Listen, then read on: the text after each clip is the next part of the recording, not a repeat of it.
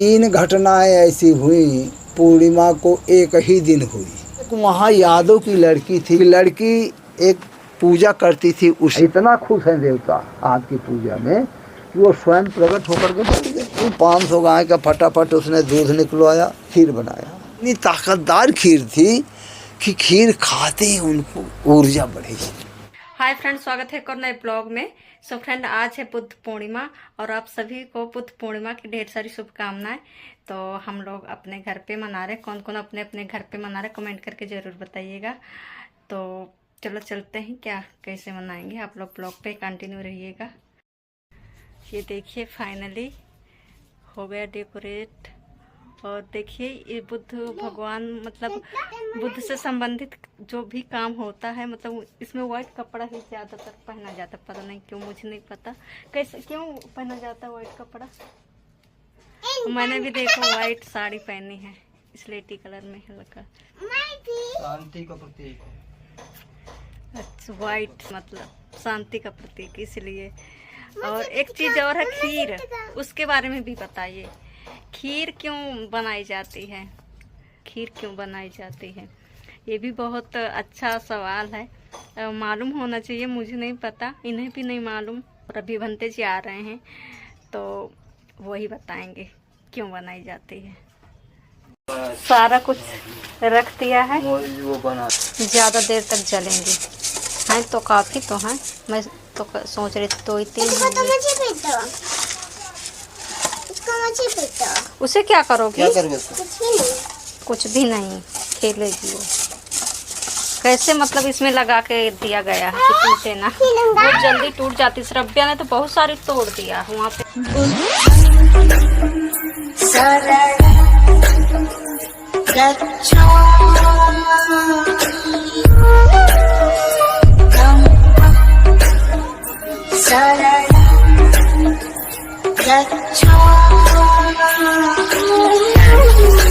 DJ Praveen.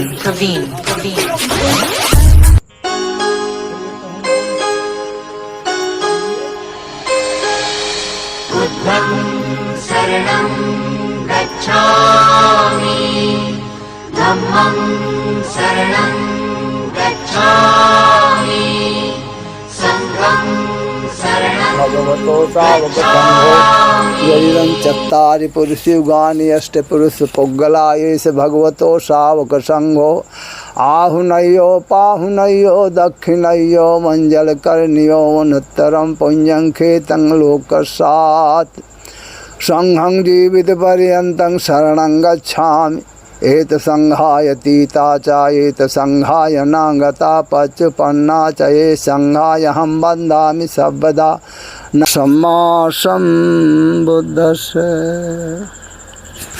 Baisakhi पूर्णिमा के उपलक्ष्य में भारत में ही नहीं बल्कि पूरी दुनिया में आज बड़े हर्षोल्लास के साथ ये त्यौहार मनाया जा रहा है। बुद्ध के ऊपर 3 घटनाएं ऐसी हुई, पूर्णिमा को एक ही दिन हुई। पूर्णिमा के दिन ही 3 घटनाएं हुई। ये घटना इतनी साधारण नहीं है, एक बहुत बड़ी बात है। ये सबके साथ ये नहीं हो सकता है, सबके साथ न हुआ है।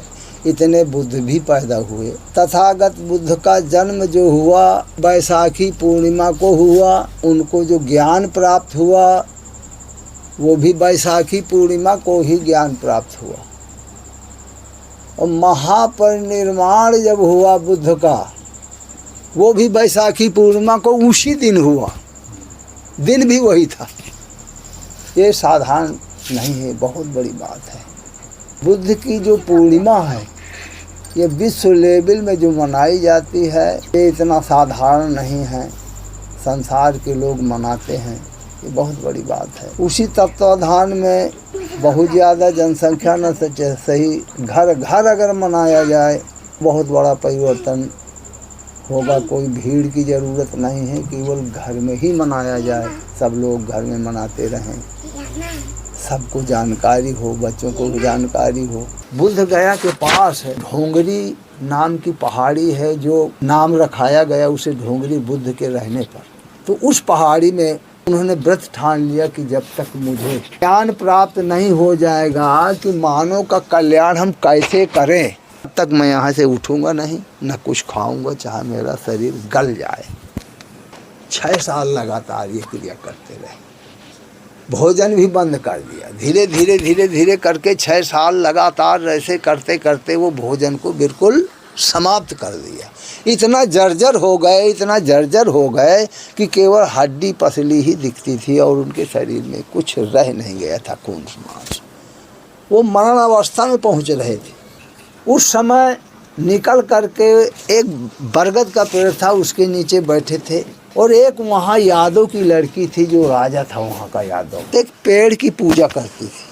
वृक्ष देवता क्या, मुझे कुछ ऐसा लगता है कि ये कोई बहुत बड़ा महात्मा है, ये भोजन पानी सब त्याग करके तपस्या कर रहा है, ऐसे मरने की कगार में। दौड़ के गई, 500 गायें थी उसके पास, उसी 500 गाय का फटाफट उसने दूध निकलवाया, 250 गाँव को पिलाया, फिर उनका दूध निकाला, फिर आधे गाय को पिलाया, फिर इस तरीके से जब एक गाय रह गई उसका दूध निकाल करके खीर बनाया, सोने की कटोरे में करके गई, दूध को अपने हाथ से खिलाया उसने। जो ही खीर खाया, वो इतनी ताकतवर की खीर थी, इतनी ताकतदार खीर थी कि खीर खाते ही उनको ऊर्जा बढ़ी और ज्ञान पैदा हुआ। ज्ञान पैदा हुआ कि यार मैं तो मर रहा था, मरने के बाद में क्या करता, ये तो बड़ा अनर्गल मैंने काम किया, साधुओं की बात को पालन करते हुए मैं तो अपने शरीर को त्याग रहा था, इससे कुछ होने वाला नहीं। ने क्या किया, वहाँ से